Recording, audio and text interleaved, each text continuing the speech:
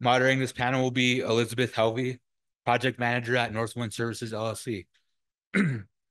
Elizabeth Helvey has over 30 years of experience designing stakeholder and engagement strategies to the transportation of spent nuclear fuel and the siting of nuclear facilities. Ms. Helvey specializes in working with state and tribal governments to prepare emergency responders, elected officials, and the general public along the routes of shipments of spent nuclear fuel. She has supported the U.S. DOE efforts with Department of Transportation or National Transportation Stakeholder Forum and the Tribal Radioactive Materials Transportation Working Group, as well as the private industry clients siting nuclear facilities. Her experience includes a support of the Office of Nuclear Waste Negotiators effort to site an interim storage facility in the 1990s, leading a group that supported the DOE's consent-based siting effort in 2015 and 2017, leading a team advising the Southern California Edison strategic considerations in their move of spent nuclear fuel offsite from the San Onofre nuclear generating station, as well as working with a micronuclear reactor company. All right, I welcome Elizabeth to come up and get started. Thank you.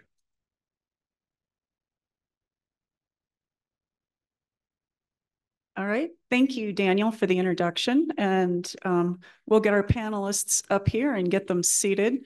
While everybody's getting arranged, I'd like to just say a couple of items. First of all, I go to a lot of conferences over the years of this career, and I've got to say this has been one of the more interesting, most compelling speakers, most interesting sharing of expertise that I've seen in a really long time. And so I just wanted to say thank you to the organizers, and I'm really humbled to be part of this because I think this has been a really useful day for I hope for all of you as much as it has been for me. I'd also like to thank Senator Ellis and Kristen Kupka and all the organizers at the University of Wyoming's School of, I knew I'd get it wrong, Energy Resources. I'm from the Durango, Colorado area. And so I really appreciate that you guys flew me up here so that I could meet all my neighbors in the Durango and Four Corners area that I didn't know before today. So thank you. All right, do we have Brian? There he comes.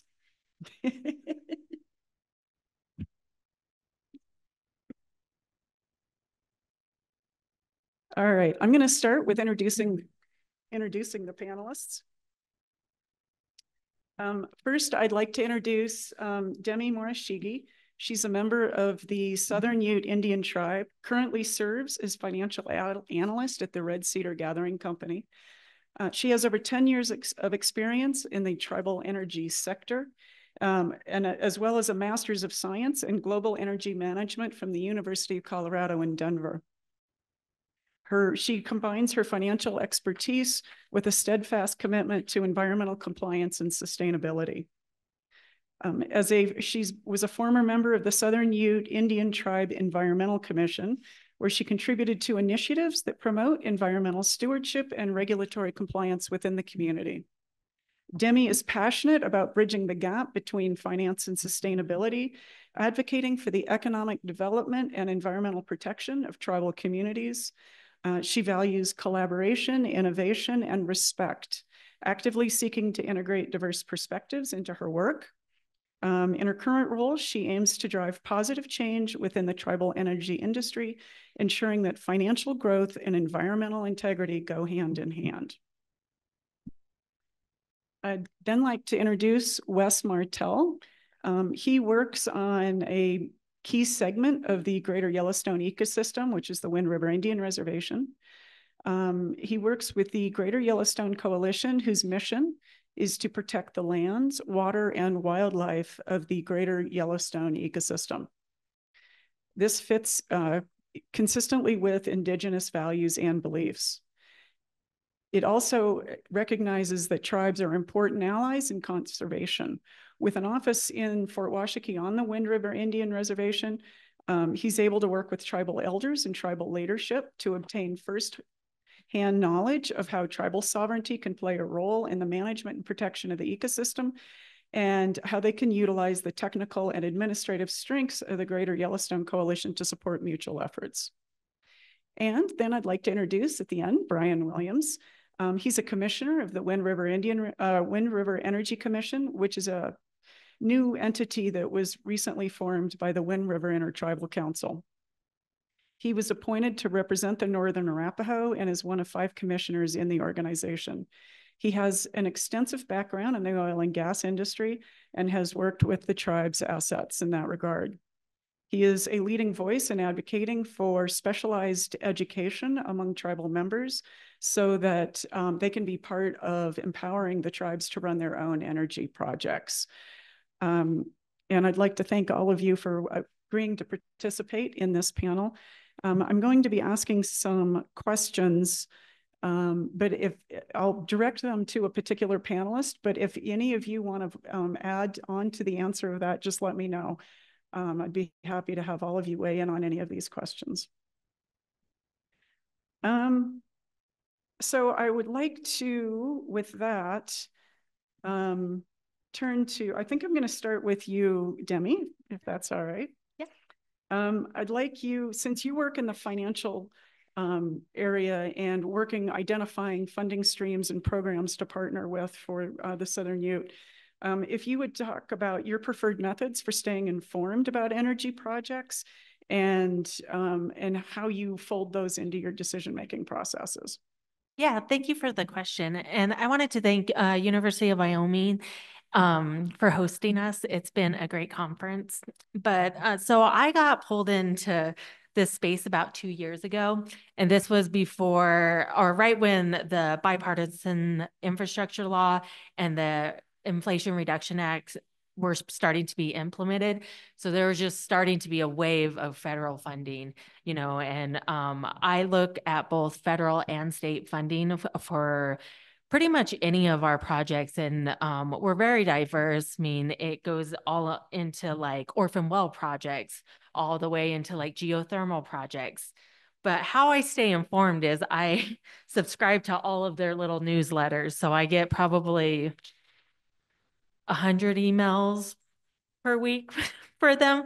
And I don't know if any of you guys do as well. But another avenue is conferences and networking. I think this is a great opportunity to meet other individuals because there is a lot of grants that are coming out, but some of them are not complete fits for us. So you have to look at applicability for your type of projects. And that's where I know I have fallen short in this at Southern U. Some things just don't relate to my projects, or I don't have enough carbon to be part of that grant funding opportunity. But it's really like staying up with what the federal government's doing. Also, I participate with a number of tribal leaders in a working group. And from that, we have members from the federal Department of Energy, the geothermal office, the fossil energy carbon management office, of Indian energy, and being sure that you know who are in those offices, because this is another challenging thing too, is we have a current election coming up and there will be new no matter what, it will be an election or an administration change. So you're going to have finding new people, even though you made relationships with people that are currently in there. And that's challenging as well. But it is really good to keep up on policy, who are departments, and LinkedIn is a friend of mine. I stalk everyone I meet here on LinkedIn. So, the offices have been really good about really voicing what's out there and really trying to engage with tribes. So that's been a plus, but that's my main funding source.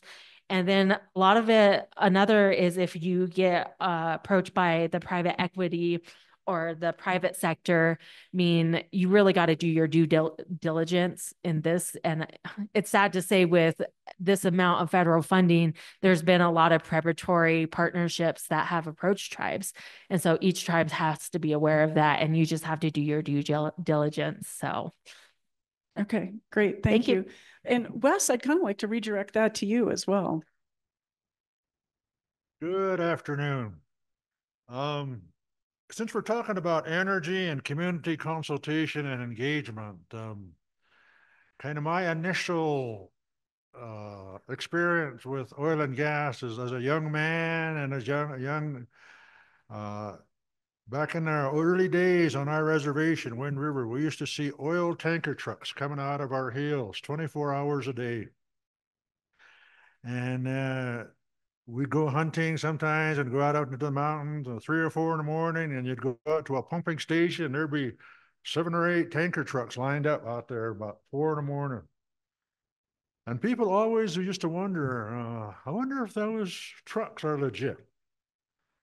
And so I got on I spent 20 years on the Eastern Shoshone Business Council. And my first term started in January of 1979. And kind of doing a quick scan of the room, none of you were probably even born in 1979, so I might have a little seniority here. But when we first got on the council, and it was I got on in January of 79. In March, the BIA superintendent came to a joint business council meeting. And he said, there's a USGS inspector that stopped a truckload of oil out here, and he didn't have a run ticket. And a run ticket is your legal document that you're authorized to carry that truckload of oil. So that was a serious offense. But we never heard nothing. That was about in March. And then finally in about May and June, we called the superintendent back over and said, hey, what happened to that truckload of stolen oil that you told us about a while back? And he said, well, the USGS inspector that did that, we can't track him down. We don't know what happened to him. And back in those days, USGS used to handle oil and gas for reservation or all federal leases. And so one of my friends from Fort Wasky, his dad had a good friend in Denver, a guy named John King. And John King had a lot of oil and gas wells and leases in Texas. So he was a major producer. And at that time, I didn't know diddly squat about oil and gas. All I knew is I had to put oil in my car and gas in the tank, right? And so we ended up talking with John King, and we said, we don't know if we're getting the correct amount of money for our oil. And so he said, well, give me your royalty records and your production records, and I can probably make an assessment of that. And so we got him some production and royalty documents, and he said, things just aren't matching up here for your production and your royalty. And so we tried to track this USGS inspector down, and like I said, we couldn't find him. And so John King had a friend that worked for the Rocky Mountain Oil and Gas Journal in Denver, Colorado back in those days. And he said, well, I got an investigative reporter, we'll track him down. And that's what I said. We finally tracked him down, and they transferred him to Anchorage, Alaska, this USGS inspector. And we tried to call him, and he was scared. He didn't want to talk to us. He said, I've got me and my family have got death threats because I reported that stolen truckload of oil. He said, and so they moved me out of here and up here to Anchorage. And he said, I'm not talking to anybody. So a couple of weeks later, we called him back, and you kind of start talking a little bit more. And so we said, where did this truckload of stolen oil come from? And he said, the Sheldon Dome lease. And that was Phillips 66 that operated that lease. And so we finally talked to him, and he said, we want you to come down and show us what's going on out in that oil field. And at first he didn't want to do it. And then finally, John King said, I'll pay your way down here, fly you down to Wind River. You show us what you've discovered out on the oil fields. And back in those days, we had all the major companies out there, and we had hundreds of leases.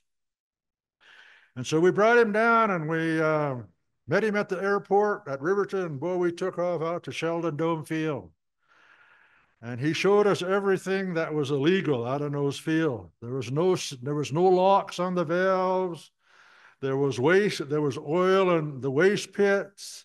There was no seals. There was commingling. All the tank batteries were connected. And those were all violations of the statutes. And so we ended up finally having to go back to our general counsel. And one of the presenters at the last meeting talked about the general counsel of each tribe. Each tribe has a general counsel. And that's all of our members, 18 years and older.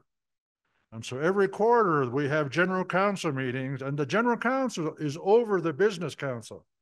They're the supreme governing authority. And then the business councils are underneath the general councils. And so the Shoshone, we went to the Shoshone General Council and we were reporting to them about what we had found. And we had a tribal attorney at that time named Marvin Sonosky. And he actually, when we talked about stolen oil, he actually opposed us. He said, no, he said, that can't be. He said, the oil and gas companies would never steal from you. They're too smart. That's what our tribal attorney told us. And we had to prove that they were stealing from us. And so the Shoshone General Council, they established the Shoshone Oil and Gas Commission.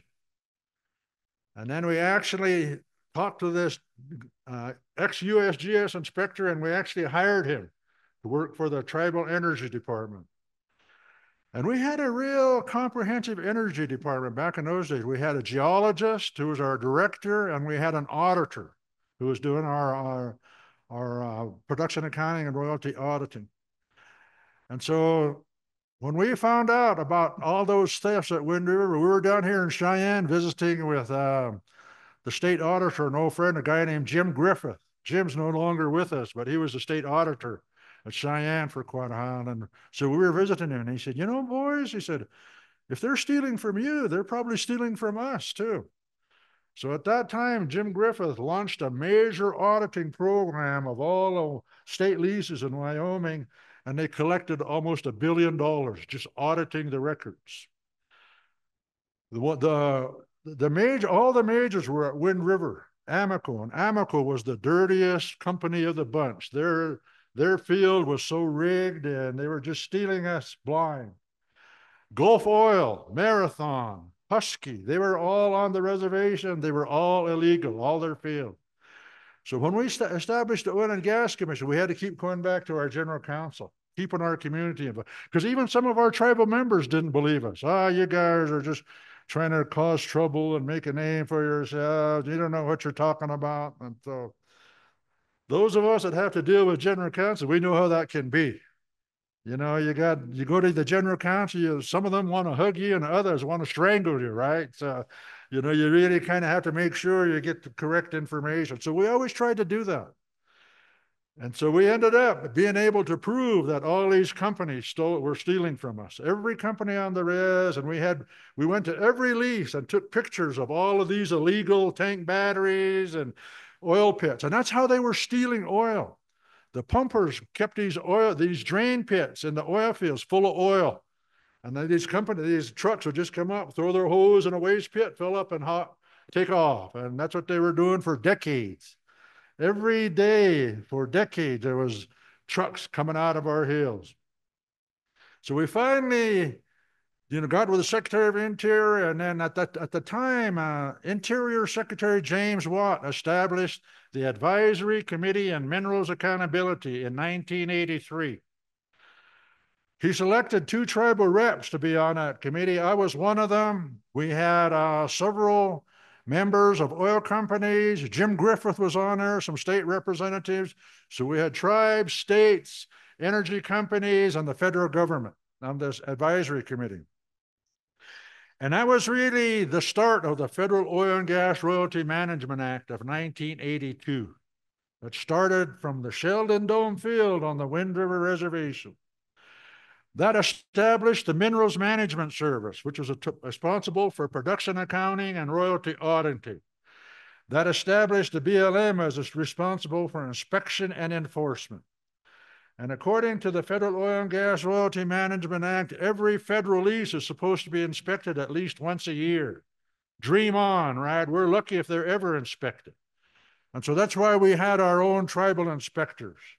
And so we had to keep going back to our tribal general councils and our communities, updating them on what we were uncovering.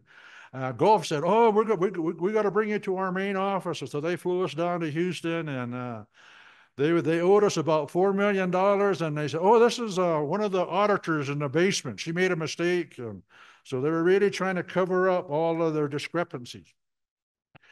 We recovered eventually about $12 million, but all those decades when those oil companies were out, we've lost tens of millions of dollars over the decades. So that was really part of how do we protect ourselves as tribes, working oil and gas and any other resource. And so when we took it to the general councils and we established that, and we had an advisory committee on minerals accountability. And way back in the 90s, I kept telling the general council, the business council, and we kept saying, we got to start taking over our own leases. We got to establish our own energy company. Back in the 1990s. We finally did that, 2 years ago. Took us almost 30 years, right? And so there's really, from 1990 to a couple of years ago, we kept trying to talk, we need to start our own energy company. We need to take over everything ourselves as the tribes. And so we were telling them and even back in the 90s, we made a joint business council motion not to approve any more leases. We did that back in 1991.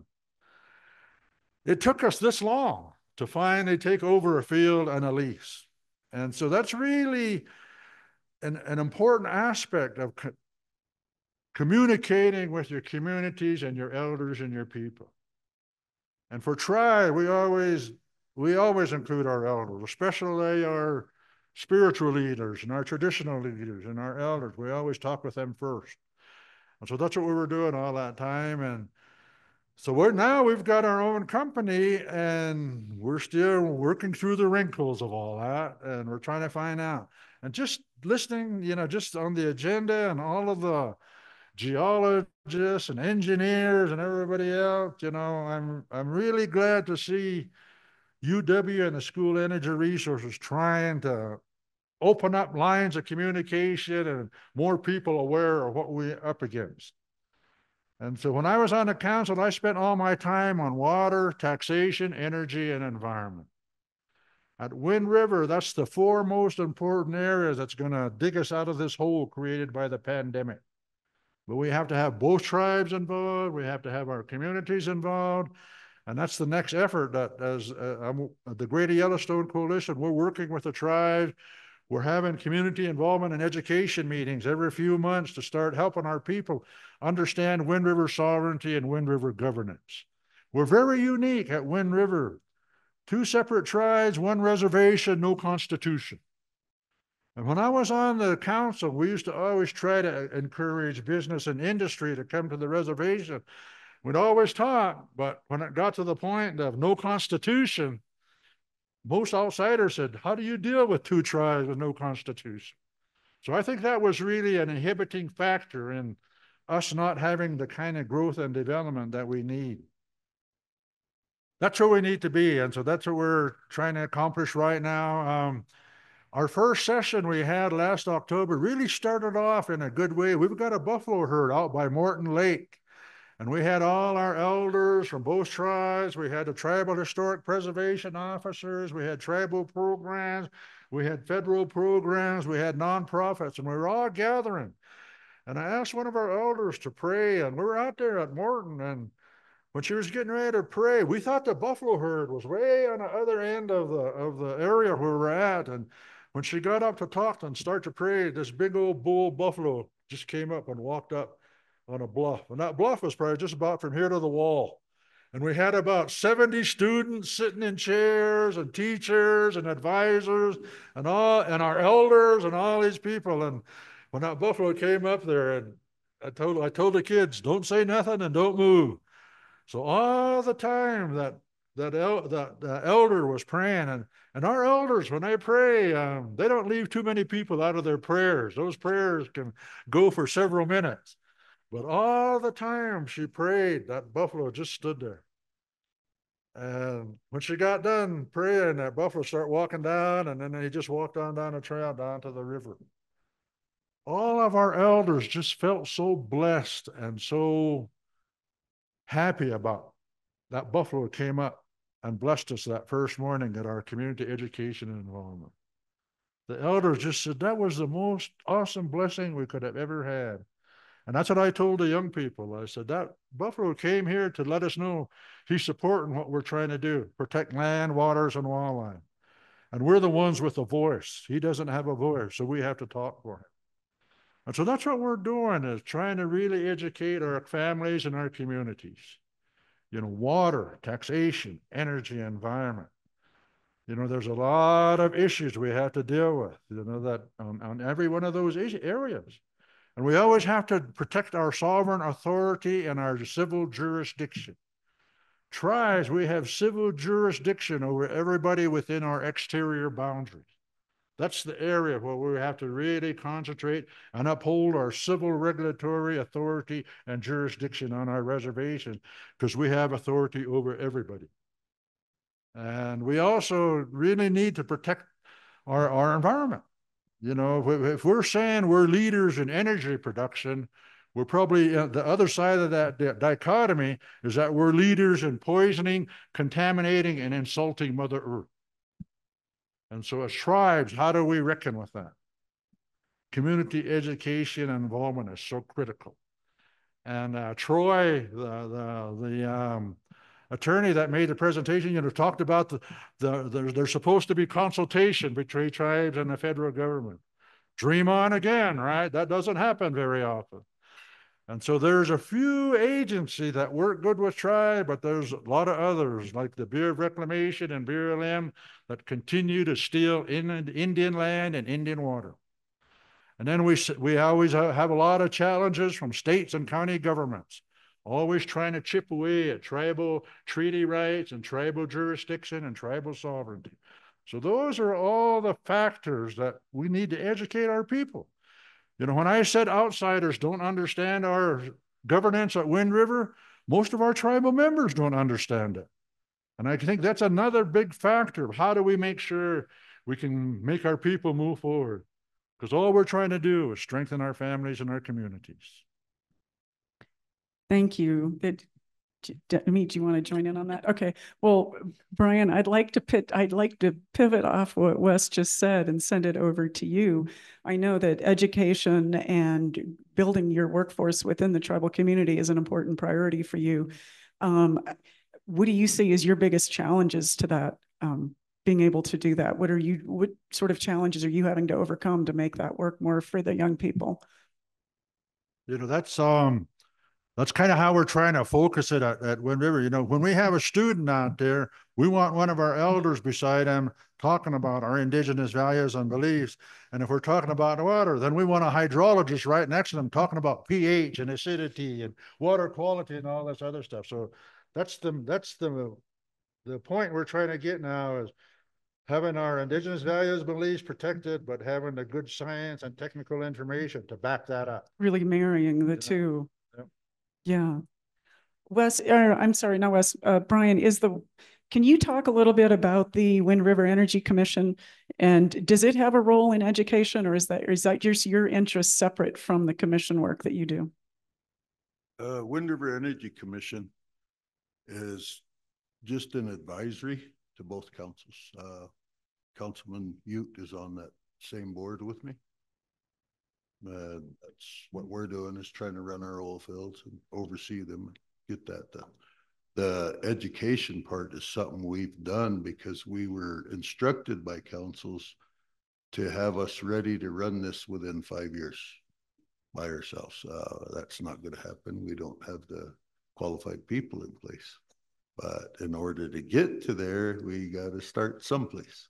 I'm not an educator, so that's why I've reached out time and time again. I haven't had much luck, but Teresa took an interest in, you know, just this summit. You know, I'd like to thank everybody that set this up and everybody that's in attendance. This really helps with what we're trying to do. And You know, you listen to Wes, the things he's saying, he ain't lying. You know, during that time that he's saying that was stole, you could quit one pulling unit, walk a couple 100 yards and get a job on another. That's how much activity they had in those fields. How do we move forward and change things? For us, we need educators to start introducing our kids what I'm thinking 7th, 8th grade level while they're in grade school. You don't know which kids are going to take to it. Then the second part is once we get them off to college, how are we going to assist them? It doesn't do no good get them an education, turn them loose if they don't know how to apply it. I'm dealing with engineers that we're having to tell them what a procedure is. The degree don't do you a lot of good if you don't know how to apply it. So what can we do to make a change in that so that these kids have some kind of experience going forward to come out of college and know how to apply it? It's not just for us, it's, you know, for the tribal side, yeah, it benefits us, benefits you, tribe, everybody. But it also benefits the state. We got the same problem throughout the rest of the oil field in all energy departments, not just the oil field and solar, everything else we're looking at. A lot of times you got kids in school that they say, oh, this one's bad. Most of the time you just ain't challenged enough, bored. What can we do? I'm not an educator, so I need help. And what about the trades? Have you had been focused on that as well, developing not just a tribal youth going into a college path, but also into the trades and getting them that kind of exposure, field work, internships, that type of thing? Has that been part of your efforts? No, but most of my efforts been trying making sure we don't burn it down out there. It's like Wes said, we got a lot of problems that we have informational meetings. We've had a few, and like Mike said, you know, we keep introducing things to people. All our information's out there to tribal members. We're kind of guarded on what we put out to other people because we're trying to get this to go. It's only been 3 years. And like Mike stated, when we put this information out, I'll give you for instance, we had one informational meeting, about this many people in there, probably less than that, Mike. Yeah. Well, there's one lady, we didn't allow people to just talk and talk and talk like you do in a general council. You're asked one question, we take a mic from you. It's what our younger people stated, that they don't like to participate because somebody gets up and they talk to them much. So we took a mic away from her. She got offended. My son came in, and my son's an officer. He just wanted to see what I was doing. He didn't believe that, oh, my dad's getting up in front and talking in front of people. Well, when he came in, she's on social media, like Mike said, telling everybody, oh, they called the cops on me. I'm sorry, honey, nobody cared about you. It's just the way it is. We got bigger problems. We can't go with what we're doing for just the benefit of one person. What they see, we have to be thinking of both our tribes as a whole. It's 15,000 people. What's the best for them? Now, something like this is what's the best for them, with all these people that all the professionals in the different fields getting together. And what can we do to improve our situation in life? Not just the tribes, but what does it do for the state? When the tribes spend money, Wes can go off about this. We've shown it before. Well, that money stays in the state. What does that do for our economy? That's one thing about the state of Wyoming. They won't admit to that very much. You see, other states will admit, but that boosts the economy. If you have any doubt of that, go back and look when the Rapo tribe first started their casino. Read the papers, read the comments. Some of it's very offensive, but we got to move on. So we're all here now. What can we do? Thank you. And Demi, I want to take some of that and turn it around into your area of expertise, which is really these the finances and the business partnerships and things like that. Considering the past history with companies taking advantage and the federal government taking advantage or not paying attention and fulfilling their trust responsibility. When you're looking for partners for a project, what are you looking for? How do you go about assessing who might be a good partner, whether that's a corporation or whether it's a state or a county government? Could you expand on that a little bit? Yeah, so I kind of wanted to go back a little bit in history. So Southern Ute has always been successful. We have been the leaders in our industry for many years now. But you know, what the past leaders did with Southern Ute is they split government and business. And so this was so government could do government jobs, but business could run at a business place.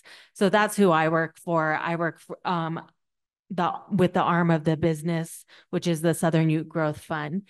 But you know, this was established so businesses could be in their own silos. And you know, for Red Willow, which is our exploration and production company, they could look at what their goals and their strategies were, and they could do their due diligence. I currently work for Red Cedar Gathering Company, and we're a joint venture. So we're 51% owned by the Southern Ute Indian Tribe, 49% owned by Kinder Morgan. And that has really paid off for the tribe. And then my colleague, you know, she works for Aka Energy.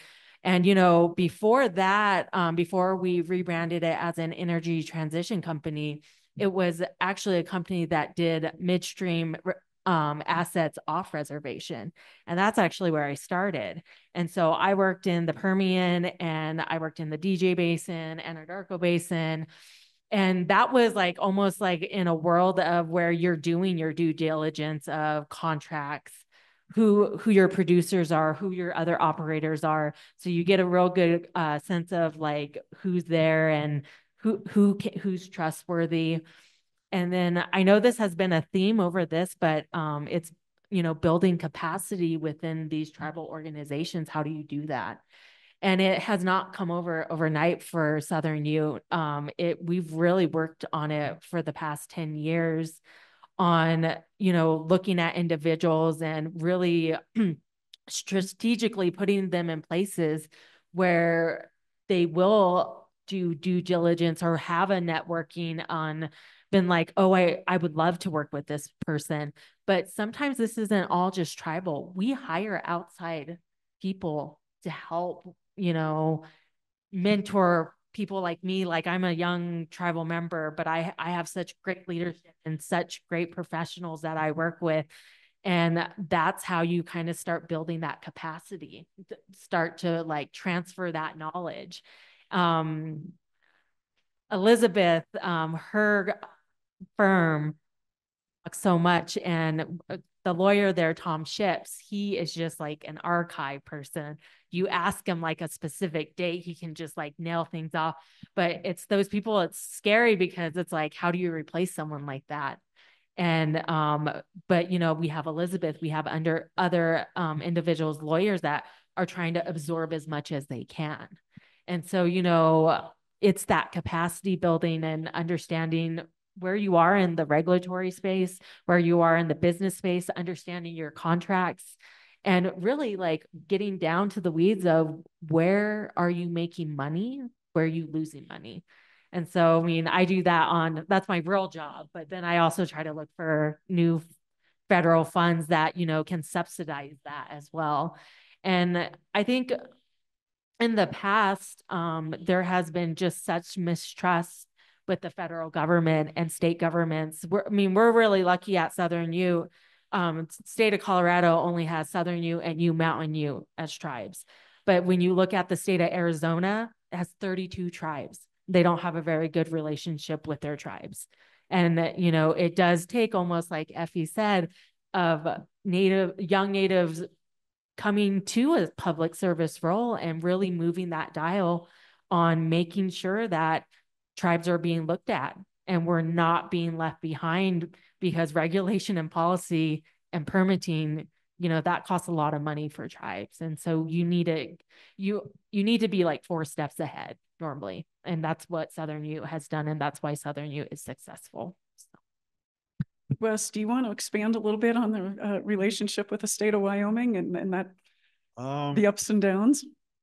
Kind of what I advise tribes out, especially west of the Mississippi. We have 4 major big arrows in our quiver. Number 1 is water.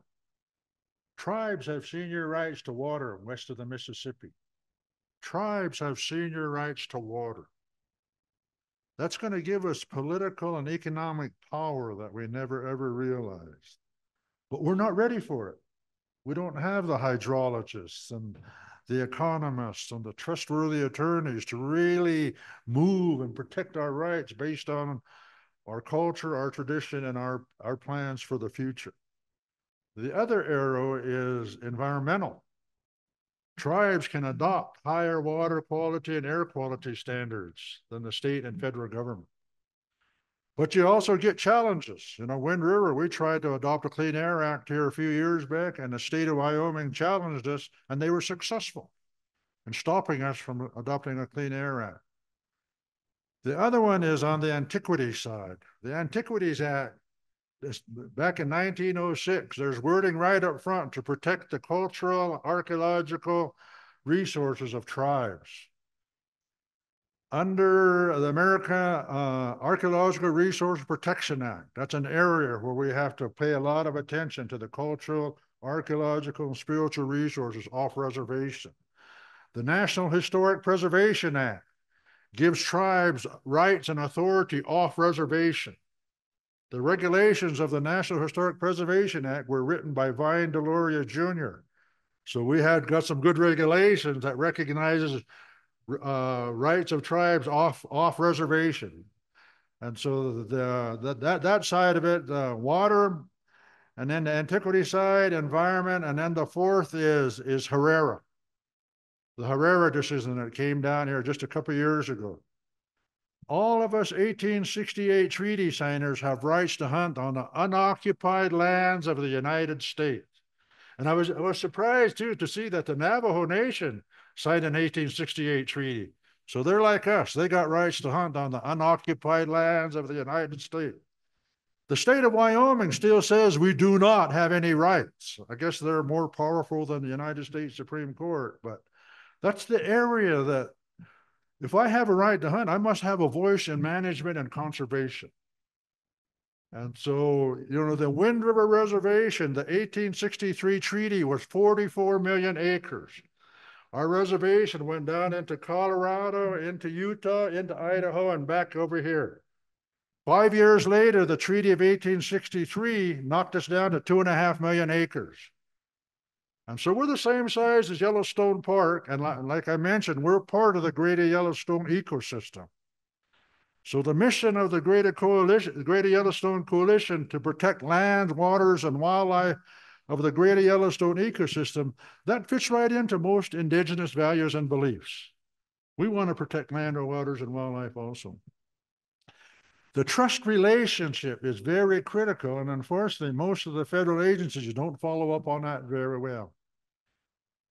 There's one example I like to use at Wind River that really upholds and supports the trust relationship that we've had with the U.S. Fish and Wildlife Service. We've had a field station at Lander, Wyoming since 1951. And we've really been able to manage all of our big game herds. We're the same size as Yellowstone National Park, 2.5 million acres. I say that we have everything Yellowstone has except Old Faithful. We've got buffalo, we've got bighorn sheep and grizzlies and wolves. In fact, right now, the Wind River Range, we're getting more wolves and mountain lions, and then in the Owl Creeks, we're getting more grizzlies. And we're just a smaller version of Wyoming, energy production, agriculture and livestock, recreation and tourism, government sector jobs, and small business. And so we're interested in diversifying our economy and weaning ourselves off of oil, coal, oil, and gas. And so we got to start looking at the renewables, wind, solar, geothermal, hydro. That's what we got to start planning for. And at Wind River, we're really doing our best to protect what we have. We can't protect the world, but we can do our best to try to protect what we have at Wind River. And so that's what we're doing. All right, thank you. Brian, if you would talk a little bit about, do you see, I'd be interested to know for the young people in the Wind River, do you see an awareness among them or a sort of an energy in the younger folks to move into this greater control of your own assets, your own future? That's kind of exactly why I'm here. You'll all have to forgive me. I'm not this ain't what I'm normally used to. I'm not a panelist. I don't really like doing this very much. But we got kids who are interested, and I need help. That's why I'm here. You heard everything he said. This has been going on. We got active oil spills. We took over a field. There's unreported spills. Nobody checked on them. There ain't nothing done. We got active oil on the ground. Nothing's being done. If we touch it, we take on the liability. State's got the same problem, whether they want to admit it or not. You know, you got spills like that. We got a lot of environmentalists that want to, oh, this has to happen, that has to happen. Well, let's deal with the truth, deal with one thing at a time. How do we fix it? That's the easiest way, stick to the truth. So what else can we do for our young people, because they see things like this, just like we said in our informational meetings.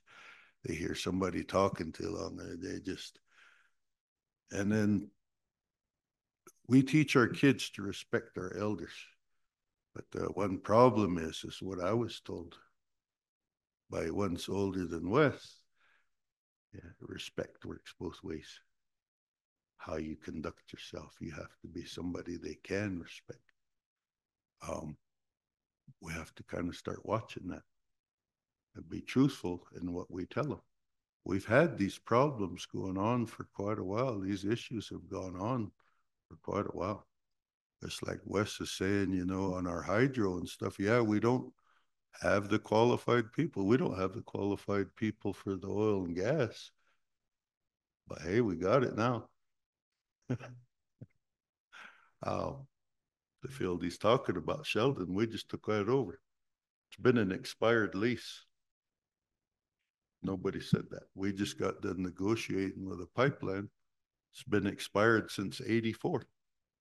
The council at that time never addressed it. A lot of the leases were shown with the BIA.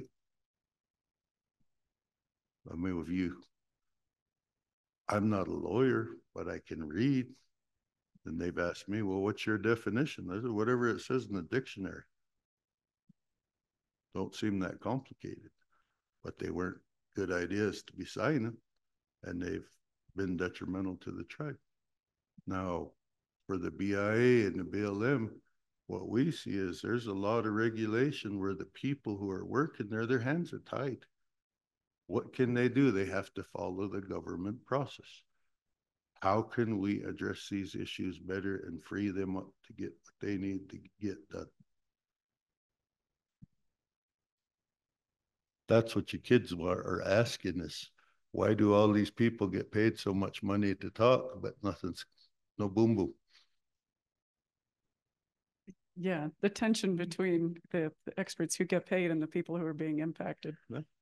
We also have a lot of people who front to other people outside that they represent the Wind River. They represent the tribes. Oh, the key to the Wind River, you have to go through me. None of this is true, but other people are being told this, and we're uncovering this constantly when we go to meetings. And You know, key to Wind River, we got one of our council members on the joint council right along with us. Mike can attest to the things we've heard, and he just kind of smile at everybody. Is okay, well, we don't need to be dealing with you. Can you move along? So how do we do these things? We got good people like the senator here. It's kind of sad to hear you're stepping back. We're looking for a fifth commissioner. Are you interested?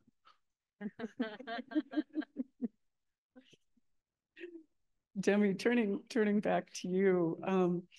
So, you know, as the tribes look to work with these different partners and manage these relationships and have control, you know, improve your situation through these partnerships.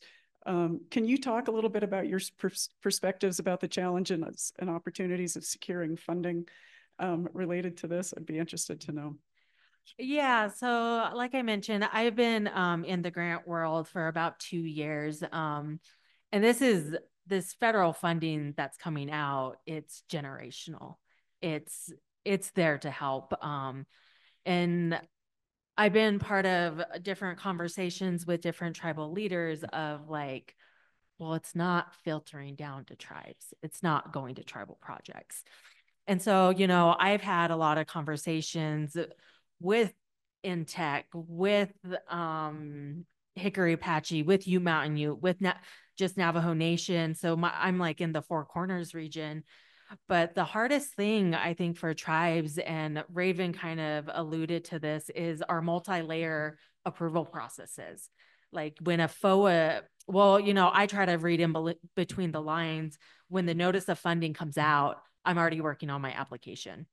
And but sometimes it does not go my way at all. For example, I worked on the methane emission reduction program grant, and it was split up into three different areas of interest. And we ended up applying for 2 of the area of interest, but they changed the scope so quickly on us.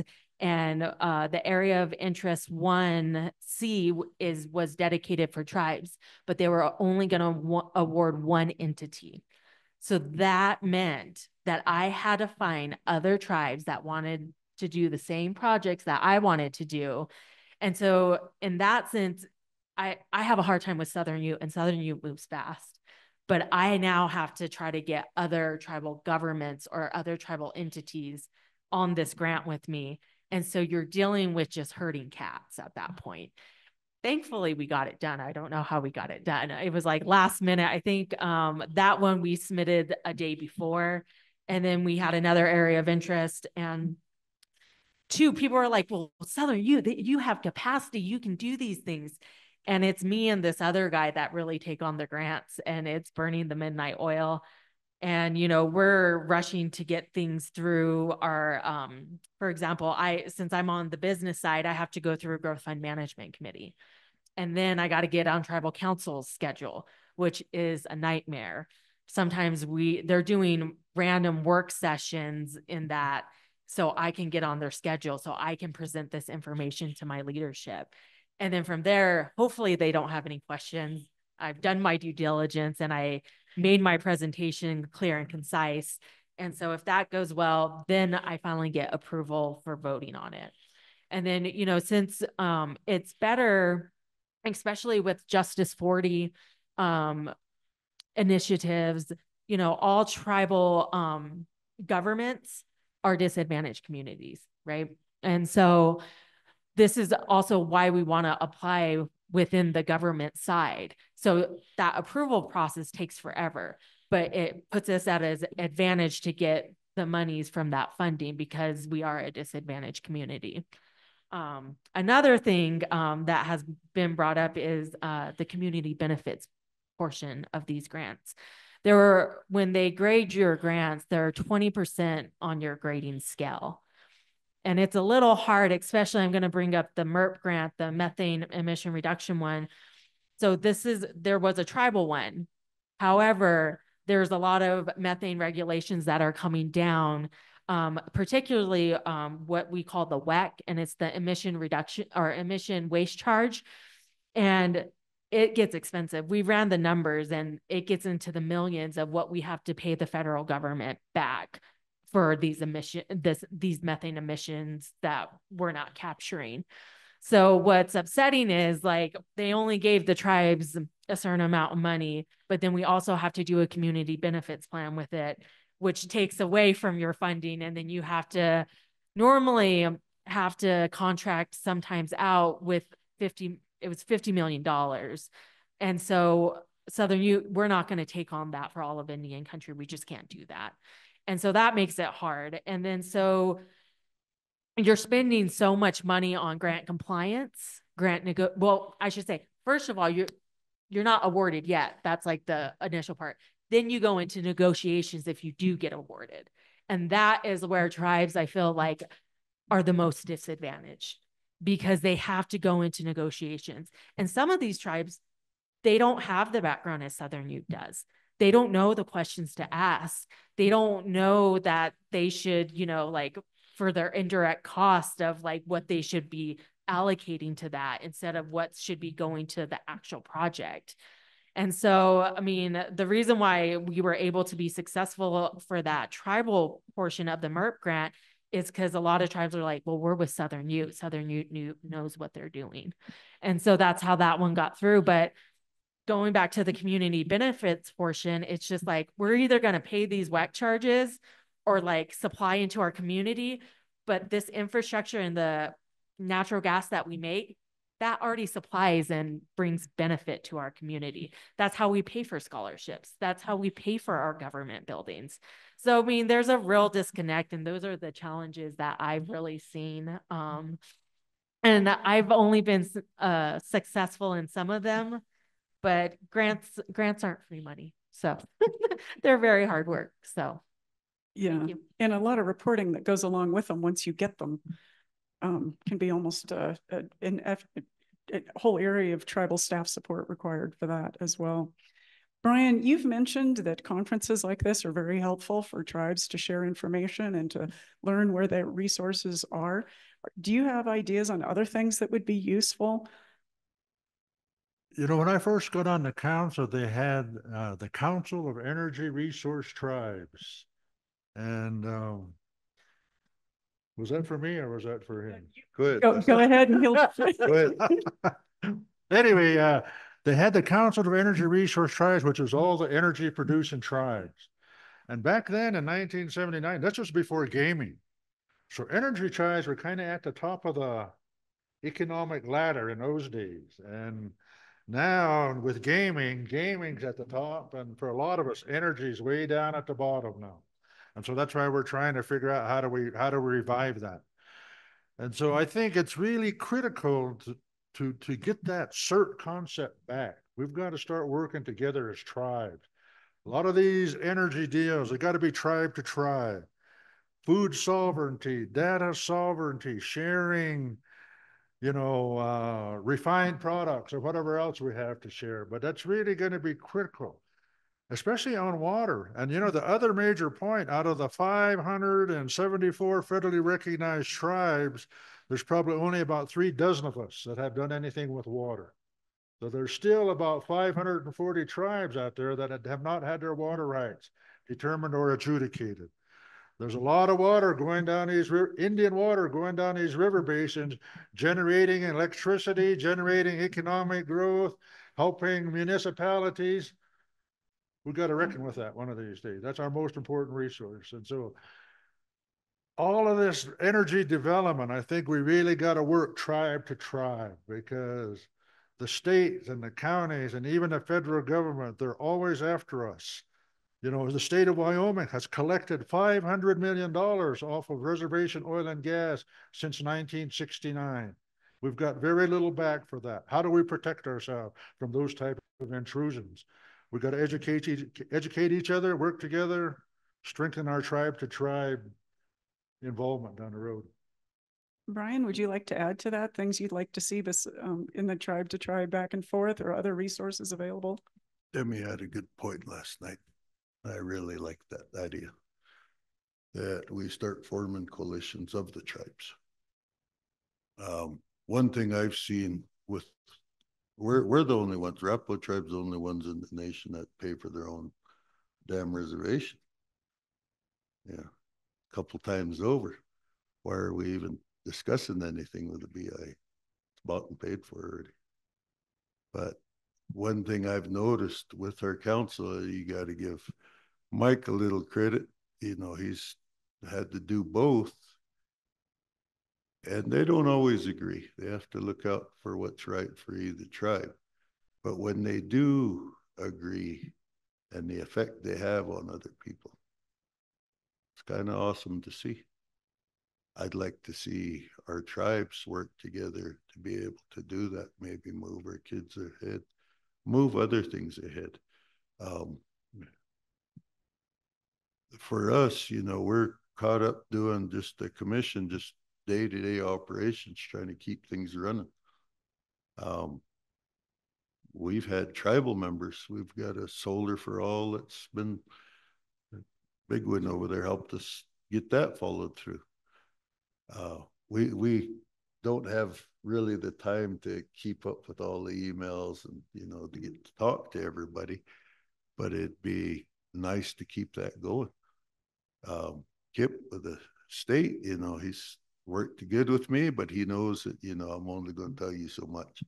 I'm kind of waiting for the state. It's kind of sketchy. We don't know how it's gone. We have a former council member here to tell you the same thing. We can trust in you to a point, but a lot of times we end up pulling back a bloody stump. They ain't too cool. Wes is talking about all this, you know, Midville irrigation. What is it? How was it built?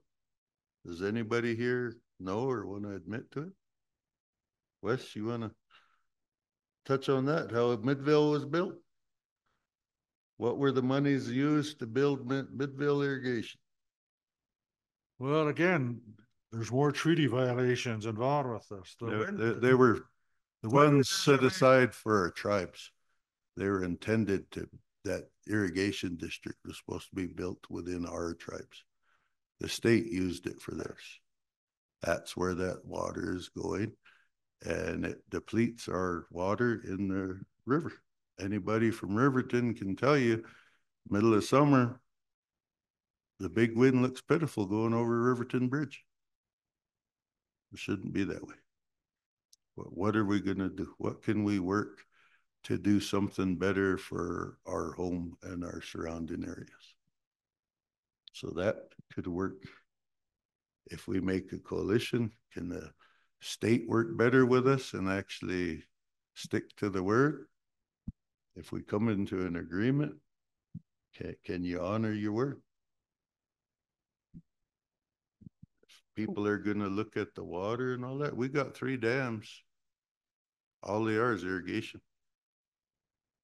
No electricity, no nothing. Everybody's talked about them for years, but nobody's done anything.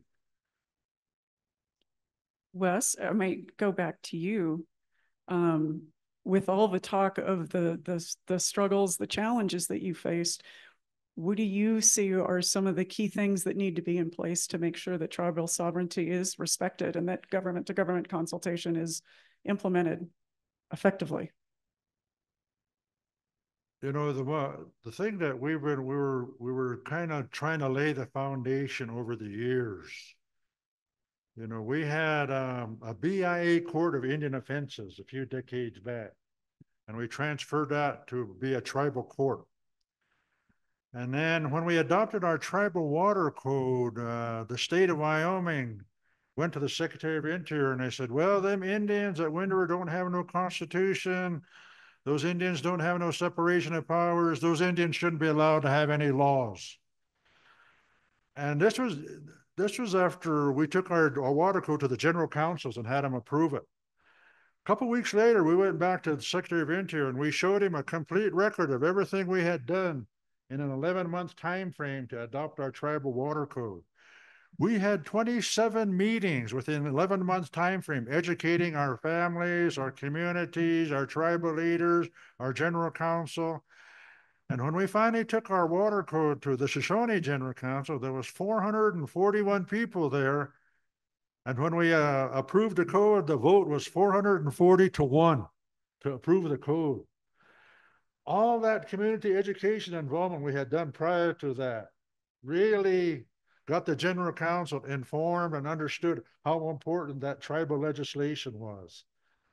And that's what Brian is talking. That's what we got to do with energy and the work of the commission, and how do we take advantage of our resources. And we just really got to educate our families and our communities on our sovereignty. And I'm glad our students are here today. A lot of them are here today because a lot of our younger people don't understand tribal sovereignty, especially Wind River sovereignty. And sessions like this really help generate interest and awareness and further hope for the future. Well, on that hopeful note, I just want to ask my panelists, I want to open it up to see if there's any audience questions for the panel. But two things. One, Demi, was there anything you wanted to add to any of that? Since I'm kind of new to this space, I love hearing other backstories of different tribes. However, I don't think this has really been done. I mean, you have tribal entities here, you have tribal governments here, you have academia here, you have industry here. I mean, this in itself is what needs to be done, because it keeps that dialogue going. And, with the, we, as Daniel Cardenas said, we hosted the Payne Institute names Native American mining and energy sovereignty. And that was the same ordeal. And when you get the correct people in the room and you start networking and understanding of, like, I had dinner with Wind River last night, and, just being able to talk about your frustrations and your, what you're going through, your challenges. I mean, that opens up dialogue to where, even though he might not have like someone in somewhere representative, but I can be like, I have the same exact challenges and frustration. And I feel like the more of us to form a coalition, or the more tribes, the bigger the voice, the bigger the wave we can, make. So. Great, thank you. And also, I want to know, you mentioned, Wes, I'm going to get the name wrong, but the Tribal Energy Resource Council. CERT. Yes, CERT, Council of Energy Resource Tribes. I had it backwards. So I don't know. I believe Merv Tana was the founder of that organization. I don't know. It was David Lester. Oh, was it with David Lester? Okay. Well, anyway, I just wanted to note that Merv Tano just did recently pass away. So that's, he was a very strong advocate for Indian country. So that's a rather sad loss. So I just wanted to note that. All right, I would like to open it up to, we just have a few more minutes. Any questions from the audience? Anybody?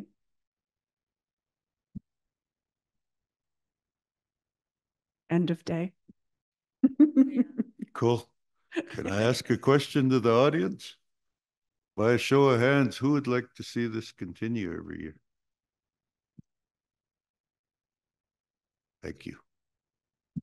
That's a pretty resounding endorsement for what you all accomplished here today. So thank you for all the people who pulled it together. For your organizers, I'd like you to know myself and Mike first went to what's called the NATE conference in Houston.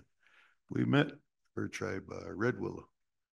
We had a talk with them. We explained to them we don't have a lease. They didn't know how to react to us, and it kind of just left it at that, right, Mike? Last night got to meet Demi. A lot more can be done. It's what the effort you put into this. I really want to thank you. I hope. All right. I guess that's it. If there's no other comments or questions from the audience, I'd like to thank everybody, and I'll turn it back over to the meeting moderator. Oh.